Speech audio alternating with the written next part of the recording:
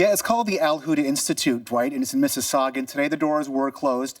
Note on their website said they feared potential reprisals after the news broke yesterday. What we revealed were links between this school in Mississauga and 4 Canadian students there who left Canada to head to Syria to join ISIS.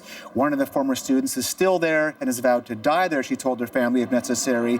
The other 3 students were actually stopped in Turkey on their way to join ISIS and have since been returned to their homes in Brampton, Ontario.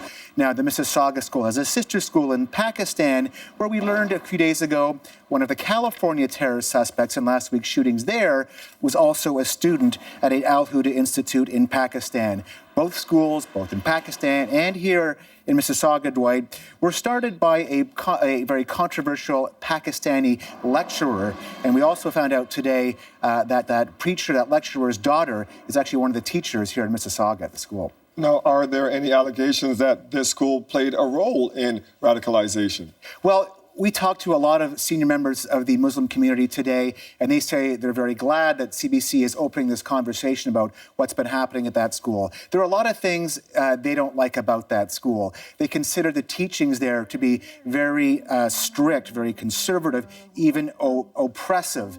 In fact, we spoke to a documentary filmmaker who spent some time inside the Mississauga school, and she told us it's a place where young Muslim women searching for their identity can be easily confused. And in fact, one imam we spoke to today in the GTA said he's had to correct several of the teachings. But making a link, I think, is a very easy step to do. I think people want quick answers, but CSIS and the RCMP will both tell us, Dwight, that it's a very complex situation, that the school probably isn't responsible for this radicalization. In fact, education is just one of the many indicators CSIS and the RCMP look for when determining how someone got radicalized. It appears that even one of the students who left to go to join ISIS thought this school wasn't conservative enough.